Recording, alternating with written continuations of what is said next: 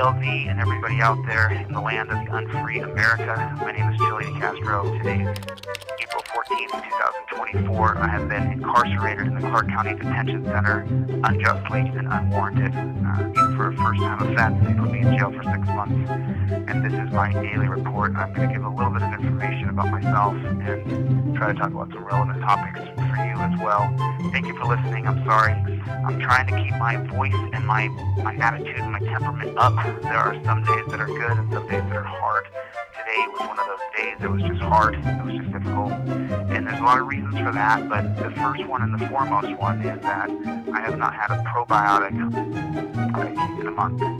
And there's a lot of studies going on right now that you guys can read about that your stomach is your second brain, that if you don't balance your probiotics and prebiotics, it can affect your mood for the next day. I have not had a probiotic or prebiotic in a month, so I know that I'm going to go through some things and that my brain is going to be affected in certain ways, but that's not the worst of it, to be honest with you. The food in here is just a grade above dog food or just at dog food, and I've talked to you a little bit about this, but the last few days have been really, really low quality food. And so if you guys have ever seen the movie Blazing Saddles, if you're there's an old movie that it used to be hilarious. I don't know if the new generation would find it funny, but it's pretty funny if you're a Gen Xer or older. It's hilarious. And there's a scene in Blazing Saddles where they're sitting around a campfire and all these cowboys are camping out and they're all farting. It's whack, whack, whack, whack. You can just hear them cracking like ducks. Well, the past couple days, the food has been so atrocious, so low grade, beans and hot dogs and powdered milk. They don't give you real milk, it's powdered milk. So this room of, 70 people, 60, 70 people, however many men are in here, literally, I read through the night, I read constantly. I'm reading Essays in Understanding Humanity, John Locke, A Letter on Tolerance by John Locke, Two Treaties of Government by John Locke. I'm reading Atlas Shrugged, and so I just read constantly now. I read constantly and I write constantly. And last night, throughout the night, because I was awake, it was just like every 4 or 5 seconds, you would just hear some dude blasting, and it's the worst. You're walking through clouds of awful, horrible smell. And what I don't understand is Nevada is one of these states that makes you work when you're in jail. You have to do labor. You have to do 8 hours of labor. I haven't experienced that yet, but I'm sure that it's coming. I don't understand why they can't get a better quality of food. The food is so low quality. The meat is always breaded or mixed with some uncooked rice or some overcooked noodles. It's not seasoned. It's just absolutely atrocious, and I just want you guys to understand. I don't know why today's been a hard day emotionally, spiritually. It's been tough for me today. I've been fighting through it, and I know I gotta fight through it. I know that I'm here at least till July 10th on the appeal. I don't know if that judge is gonna grant the appeal. Release date's August 4th. I can get some good time in June and July and probably get that in the middle of July. But I don't know. At any minute they can come in here and torture cuff me and take me in the hole and say, oh, 60 more days before you can try to get good time. I don't know. I don't know what's gonna happen, but I do know the food is really bad, and that if you're gonna change somebody, you have to at least give them probiotics and prebiotics so that their brain works okay. And I have not gotten any of those things, so sorry for just sitting here and whoa, is this experience? But and then the second thing that I want to talk about with you guys is please make sure that you don't end up in jail. Make sure that you plead the Fifth Amendment when you get pulled over. Use your cop card, use your trifold, or just use your own words. You don't have to have the cop card or the trifold. You just have to say, I plead the Fifth Amendment as you are filming. Don't end up in jail because you talked. Don't do it. Please don't do it. This guy in here who's in jail, he called the cops. He called the cops to him. You want to know why? It doesn't matter. He called the cops arrested him, and now he's in jail. You just always want to plead the Fifth Amendment now and forever. And there's some things I got going on when I get out of here that are going to make it so much easier for you, so that even if you do go to jail, you've got someone backing you. It's really cool that things are going on. I'm sorry that it's on hold. Every day I think to myself, if I had pled the Fifth Amendment in court, if I had not talked in court, if I had just kept my mouth shut the whole time through court, just you can't scream in the face of power and not think you're going to get blasted. And I did that. And I kick myself every day. Every day. There's not one day I don't shake my head and go, why'd you do that? Man, why'd you do that?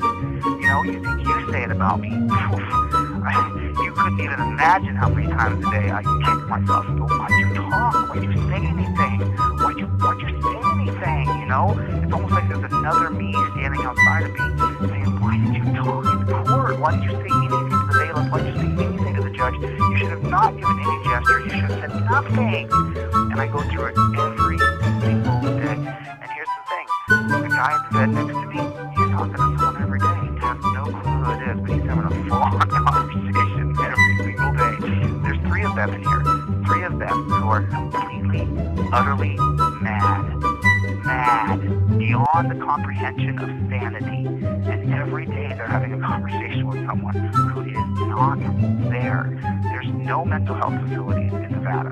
And that's what has to happen. Change has got to happen. And it'll only happen at the legislative level. So when I get out of here, I will change my verbiage ever so slightly. I will be more of a politician so that I can become a politician. And I guarantee you, we don't stop. I'm not going to stop. I know today for me, man, a friend of mine sent me $1,200, put it on my books, broke me down into tears. It was just so overwhelming that someone cares that they would. It's just so deep. It's so deep because it's not the pain, it's not the hatred, it's not the people gnashing their teeth at me. Those people don't affect me, dude. What does affect me is kindness and love and compassion in your letters. I got another 6 letters yesterday in the mail from people. You have to use the P.O. box. You can't use 330 South Casino.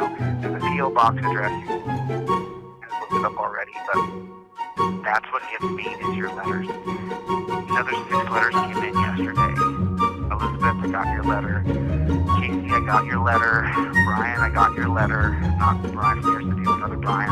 I got your letters. I read them. Thank you. Someone sent me a subscription to Epoch Times. Thank you so much. I appreciate it. Apparently, you can send me a newspaper subscription. I would love the Las Vegas and the Las Vegas Sun. Apparently, I am allowed to get a newspaper subscription that you can send to me. I can't order it myself. It's completely limited. But, and I got the Epoch Times. I read the whole thing. Whoever sent that to me, thank you. I've never read the Epoch Times. It was the first time I read it. But there was a lot of good information in there. And I was grateful. The people who hate me, I don't give a shit. But the people who love me, man, you really affect me.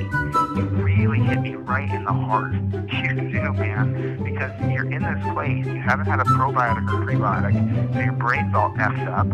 And then I get a letter that says, Chille, I know you don't know me, but I'm writing you from Nebraska, and I want to tell you that I love you and I support you. Love Brian. That was his entire letter. That was his whole letter that I got from Brian yesterday from Nebraska. That was the entire letter. Maybe I'm confusing. Was that from Nebraska or was that from... I can't remember. My brain's not working right today. I'm kind of in a fog. I have to be really careful what I say and do in here. I'm at the mercy of these people. They can hold me. They can cuff me. They can strip search me.